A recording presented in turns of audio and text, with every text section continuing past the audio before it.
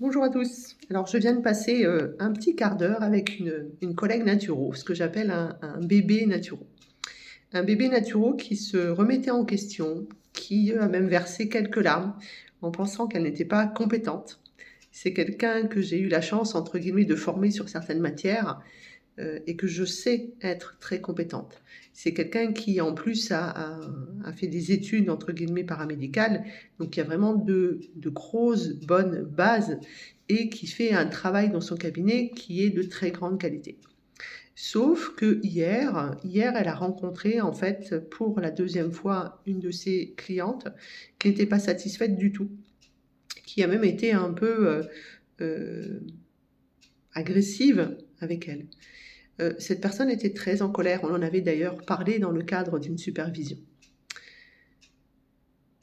Ce n'est pas parce que la personne que vous avez en face de vous ne met pas en place ce que vous lui recommandez, ce n'est pas parce que la personne ne revient pas à son deuxième rendez-vous, ce n'est même peut-être pas parce que la personne n'honore pas son rendez-vous que vous êtes responsable.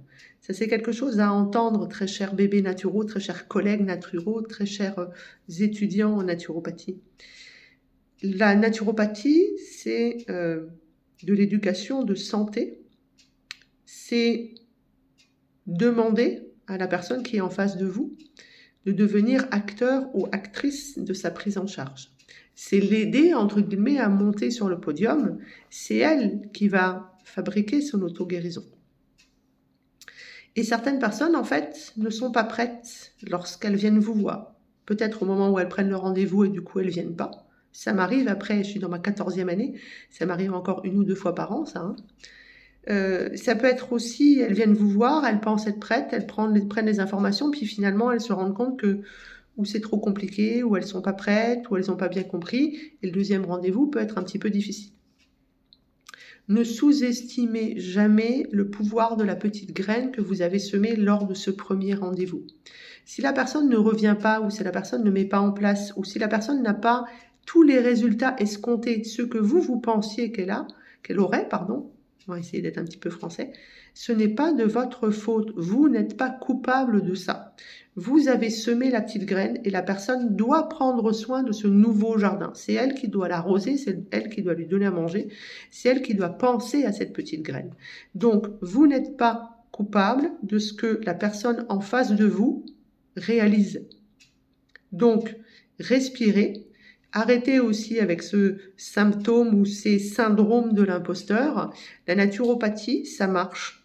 Ça fait 14 ans maintenant que je fais ce travail, ça fait 14 ans que j'ai des réussites incroyables. D'abord sur moi, sur ma famille, sur mes amis, mais surtout sur plus de X consultants. Ça marche la naturopathie. Si la personne qui est en face de vous fait les actions. Et vous vous souvenez que les actions, c'est pas prendre un complément alimentaire. Donc, même entre guillemets, ce que la personne pourrait penser être comme des problèmes mentaux, c'est-à-dire une peur de l'abandon, un problème affectif, etc., etc., on n'oublie pas que le cerveau, il pense de cette manière parce qu'il est nourri de cette manière. Comment on nourrit le cerveau? Et la nourriture du cerveau, vous vous souvenez, c'est pas que l'alimentation. Donc, on respire, on se reprend. On peut se remettre en question si on n'a pas fait les bons conseils, si on n'a pas fait les bons liens. Et c'est ça l'idée de la supervision, c'est ce que j'aime dans mes journées de supervision. Mais derrière, on ne se sent pas coupable si la personne n'a pas mis en place les choses. C'est pas vous qui êtes coupable. Donc, on se reprend, tout va bien, on continue son métier, on ne se remet pas en question juste parce qu'on a une fois une personne qui ou ne vient pas, ou lorsqu'elle vient, elle dit « je voulais annuler, mais je trouvais que c'était un peu en retard, etc., etc. Finalement, je n'ai rien fait. » Prenez le temps de discuter avec elle, et si vous sentez que ce n'est pas le moment, eh bien vous lui dites « on reporte le rendez-vous » et vous la laissez partir. Et puis, lorsqu'elle sera prête, elle mettra en place, parce qu'on met en place quand on est prêt. Et quelquefois, on prend le rendez-vous un tout petit peu trop tôt. Donc, la personne qui est en face de vous, vous appelez ça un client ou un consultant, doit être acteur de la mise en place. Vous n'êtes pas responsable si elle ne décide pas d'être actrice. Si cette personne, elle décide de rester passive, si elle décide de s'appuyer que sur vous, ce n'est pas votre rôle. Repensez à ça.